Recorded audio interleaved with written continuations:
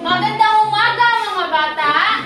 Magandang umaga po, Teacher Jessa. Bago tayo magsimula, inaanyayahan ko ang lahat na magsitayo para sa ating panalangin na pangungunahan ni Kuya Carlo. Nandala ba kayo mga klase? Oo! Manalangin tayo. Sa Ama, ng Anak, ng Espiritu Santo. Amen. Mahal na Diyos, humihiling kami ng kabutihan sa aming mga kaklase at sa aming guro.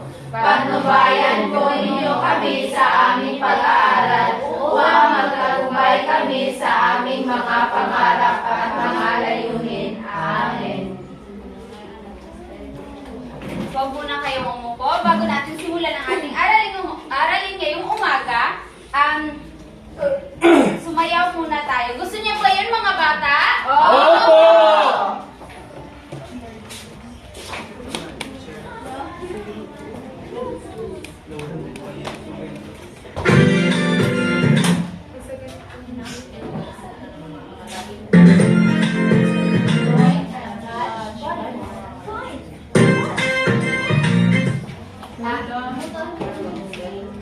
Ano ka sa English? Going to your nose, going to your mouth, going to your ear. Now jump, jump, jump, now kick, kick, kick, and everybody turn around. Touch your head, touch your leg, touch your arm. Touch your foot. Now jump, jump, jump. Now kick, kick, kick. And everybody turn around. Please sit down. Okay, mga bata, pakitingnan yung mga katabi ninyo kung sino ang lumiban sa ating klase ngayon. Sino ang lumiban? Marami po, teacher. CJ. Si Baha po, teacher. Okay. Bago natin simulan ang ating talakayan ngayon, atin munang tunghayan ang ating mga alituntunin sa klase. Ako muna ang unang magbabasa, pagkasunod ay kayo naman. Una, tumahimik. Tumahimik sa oras ng klase at iwasan ang makikipag-usap sa katabi. Maupo. Maupo ng maayos at iwasan ang pagtayo kung hindi kailangan. At makinig, maging handa sa pakikinig sa guro at sa mga kaklase kung nagsasalita. Panghuli, makilahok. Makilahok sa talakayan at sa mga pangkatang gawain. Kayo naman, pakibasa mga bata.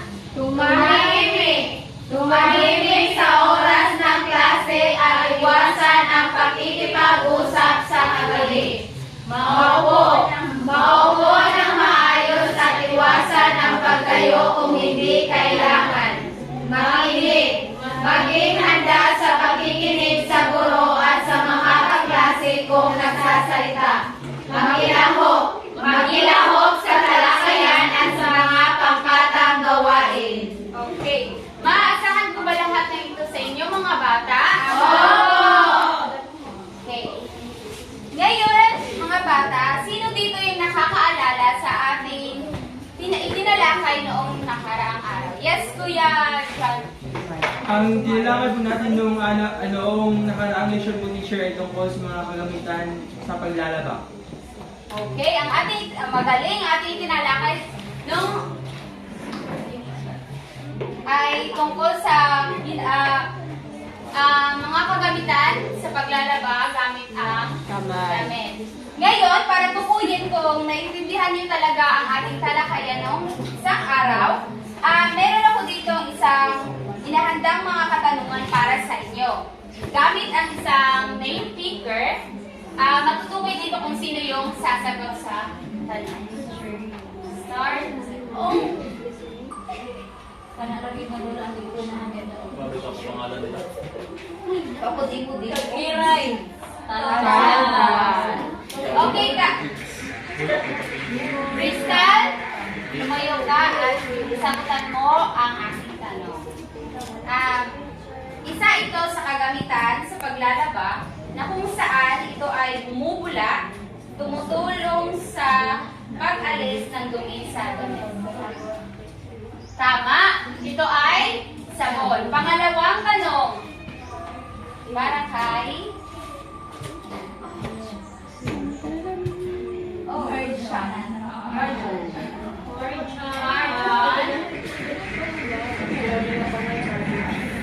iyong tanong ay...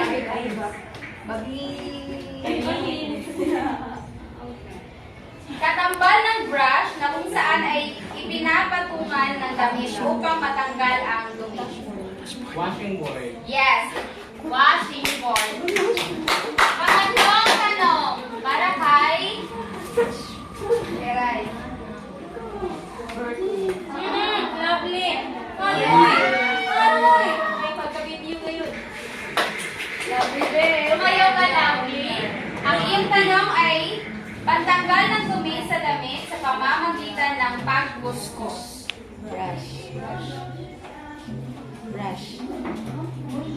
Brush lagi. Still ball. Brush. Tama. Brush. Pang-apat na tanong para kay...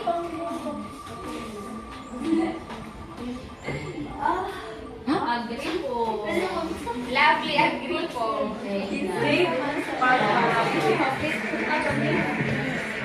Ang iyong tanong ay, sisidla ng mga damit o tubig? Ito ay... Balde. Balde. Panghuling tanong para kay...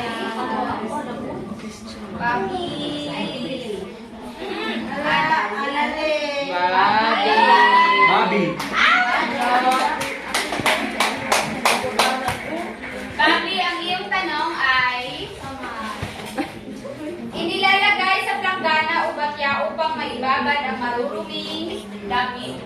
Tubig. Tubig. Water is a tubig. Tubig ang nilalagay sa... Bigyan ng 5 palakpak ang lahat ng nakasagot. Ngayon, bago tayo pumunta sa ating talakayan ngayong umaga, atin munang basahin ang ating mga layunin sa araw na ito. Una, ay natutukoy ang mga kagamitan sa pananahit sa kamay. Pangalawa, nagagamit ng wasto ang mga kagamitan sa pananahit sa kamay. At napapahalagahan ang mga kagamitan sa pananahit sa kamay. Ngayong mga bata, meron tayong gagawin na isang aktibidades. Hahatiin ko ang klase sa 2 grupo. Ito yung unang grupo at ito yung pangalawang grupo. Ang gagawin nyo lang ay buuin ninyo ang litrato na aking ibibigay sa inyo at kailangan yung i-label kung anong kagamitan ang inyong nabuo. Bibigyan ko lang kayo ng 3 minutes para gawin ang activity. Naintindihan ba mga bata? Opo!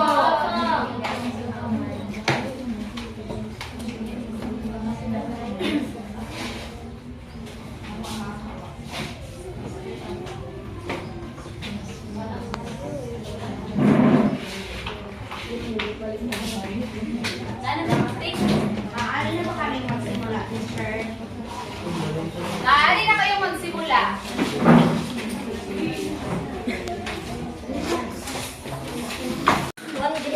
One diet. Tapos, teacher. Tapos na po kami, teacher. With the church, we dream it.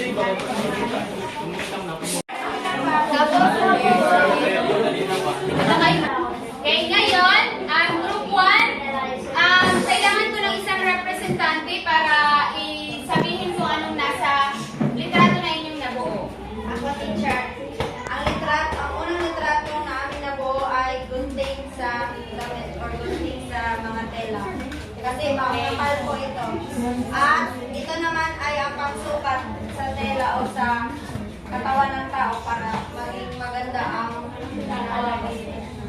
damit or sukat. Okay, tama. Bigyan natin ng 3 palakpak ang group 1. Dito naman tayo sa pangkat 2. Sino ang representante nyo para sabihin kung ano yung yes,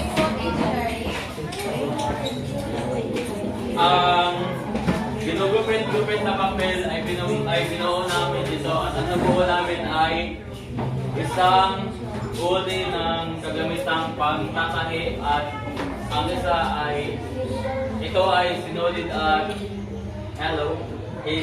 Sinulid Tapos ganyan, ito ay bagay na ilalagay natin sa ating mga fingers upang hindi tayo matusok ng karayuan. Okay. Bigyan natin ng 3 palakpak ang pangkat-2. Ngayon, mga bata, may ipapanood ako sa inyong video at ang kailangan nyo lang gawin ay makinig at ilista nyo ang mga importanteng napanood ninyo kasi pagkatapos nito ay magtatanong ako randomly.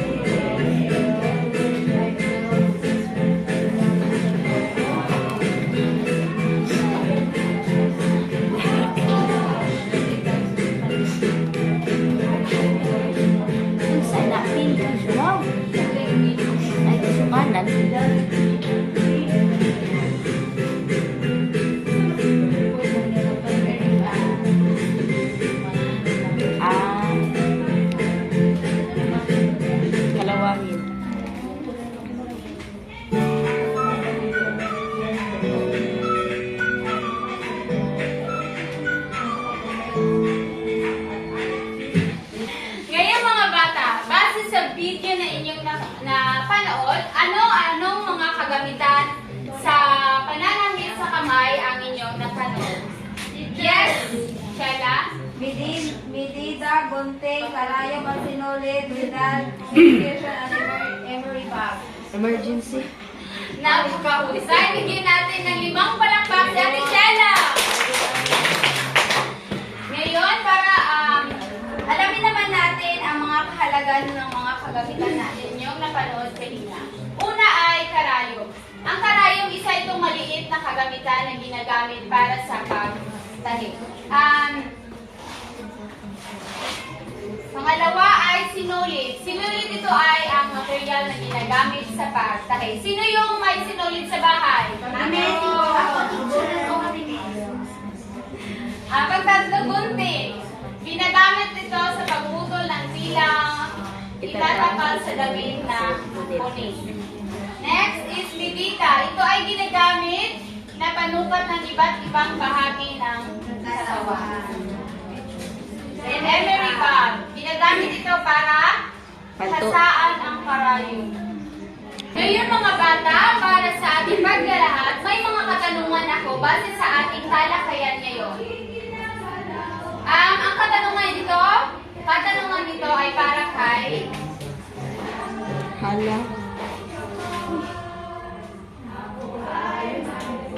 Ramirez, Orbita.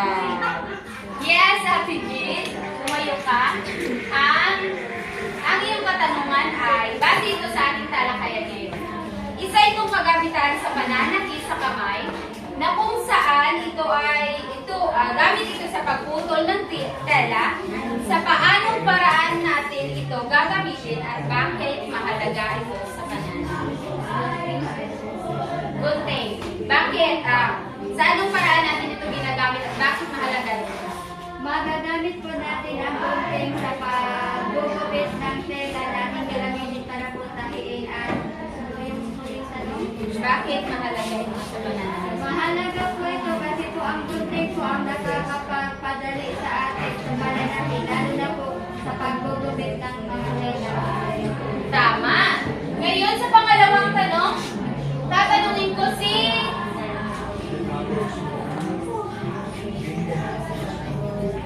Yeah. Listo. Ating Christine, tumayo ka.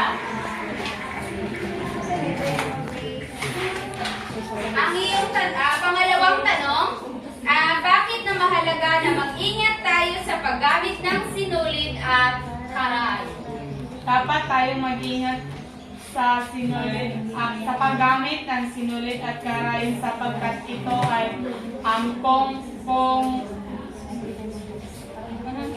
para hindi tayo masaktan kung kana bang matusok. Tama. O gani matusok ba? Mahusay, bigyan natin ng tatlong palakpak sa ating Christine. Ngayon, meron na naman tayong gagawing activities. Hahatiin ko na naman ang klase sa dalawang pangkat. Ito ang unang pangkat at ito rin naman ang pangalawang pangkat. Sa unang pangkat ay ang task nyo ay gumawa kayo ng dalawang pangungusap tungkol sa larawang aking ibibigay.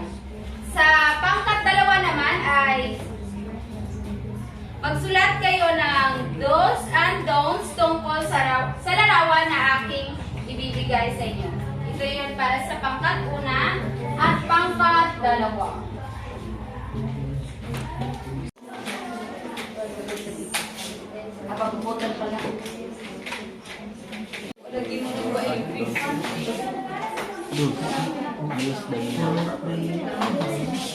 Tapos na ba mga bata?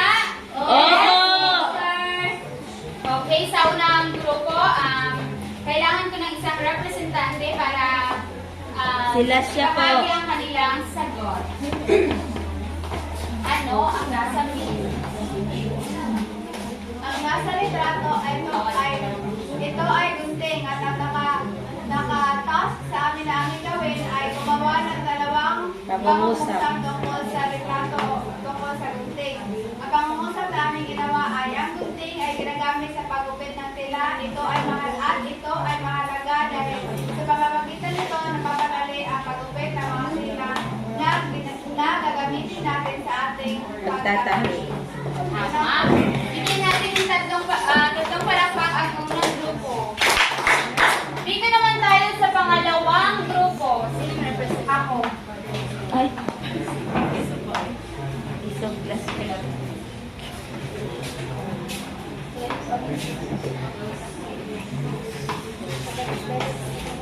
So, good morning, classmates. Good morning! The task that na ibinigay sa amin ay gumawa ng do's and don'ts sa paggamit ng sinulit at karayo. So, una sa do's, so use the needle properly at pagkatapos ito gamitin ay itago. Then don't play with the needle kasi nga makasamad. Then keep away from children. That's all. Okay, bigyan natin ng tatlong palakpak ang pangalawang grupo.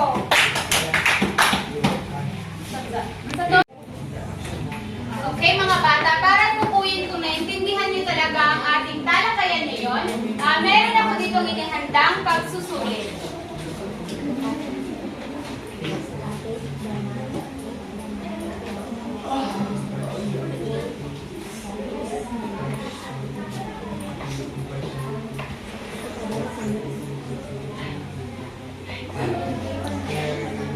Maaari na po ba kami magsimula, teacher? Okay, magsimula na kayo sumagot.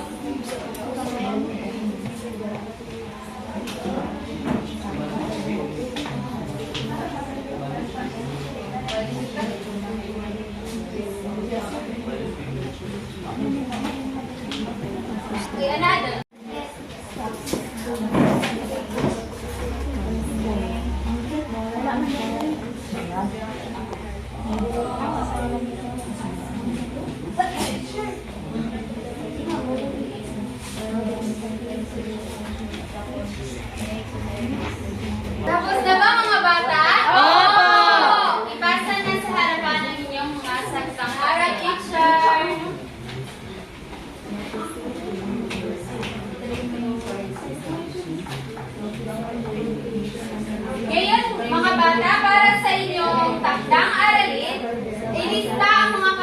naman ng pananamit sa kamay na makikita ninyo sa inyong bahay at isulat ang mga kahalagahan nito isa-isa.